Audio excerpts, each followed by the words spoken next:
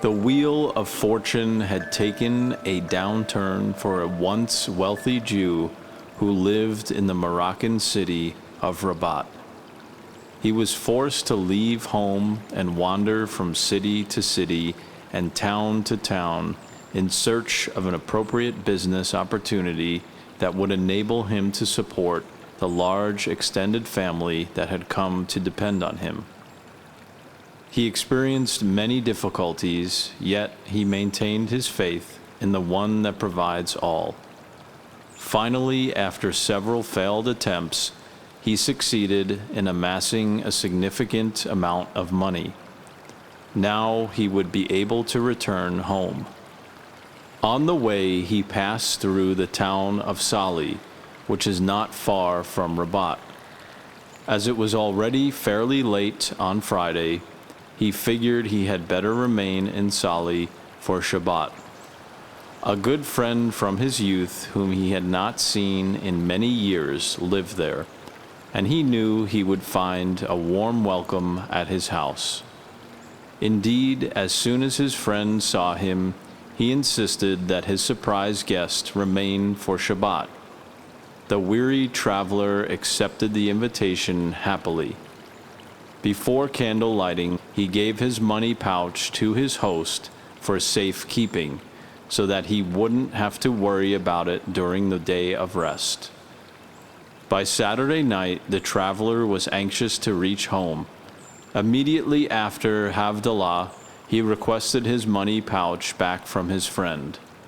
"What are you talking about?" denied his host. "You never left any money with me." The stunned guest could not believe his ears. He almost fainted. When he recovered his senses, he begged his friend to return him the money for which he had labored so long and hard, and which was critical to his family's survival. The host was beside himself with indignation. "You have some nerve," he shouted. "Aren't you embarrassed? You slept in my house, you ate at my table, and now you dare to hurl at me these false accusations?" The man soon realized there was no chance that this conniver would return the money of his own accord. He decided he had better go right away to make a claim at the rabbinical court. The rabbi of Salih at the time was the famous Our HaKaim, Rabbi Chaim ibn Attar. The two men went to his house. Rabbi Chaim listened carefully to both sides. He then addressed the host. "This Jew claims the money which he says he deposited with you before Shabbat Eve. What do you say?" "It never happened," the man answered. "This man is slandering me." Rabbi Chaim turned to the guest. "Perhaps there was a witness at the time you say you handed your money to him." The dejected man now felt even worse. "No, there was no witness there. Just before Shabbat, we sat under a tree. That is when I removed my pouch and gave it to him to hold for me until Saturday night." "Under a tree? Very good," cried out Rabbi Chaim excitedly. "Go back and summon that tree to be a witness on your behalf."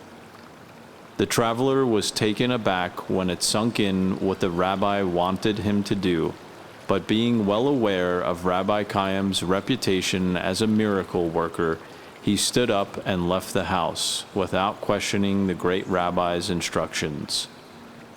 After just a few minutes, the Or HaKaim remarked that certainly the man has already reached the tree.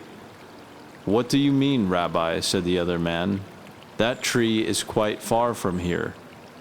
Looking sternly into the man's eyes, Rabbi Chaim declared, "Give that poor innocent Jew his money back right now." Seeing the surprise on the man's face, the rabbi stroked his beard and added, "If you didn't receive the money from him under that tree, how is it that you know where the tree is?" The man turned pale. Without saying another word, he promptly returned the money that had been entrusted to him. After he finally reached home, the merchant utilized most of his hard-earned savings for wise investments.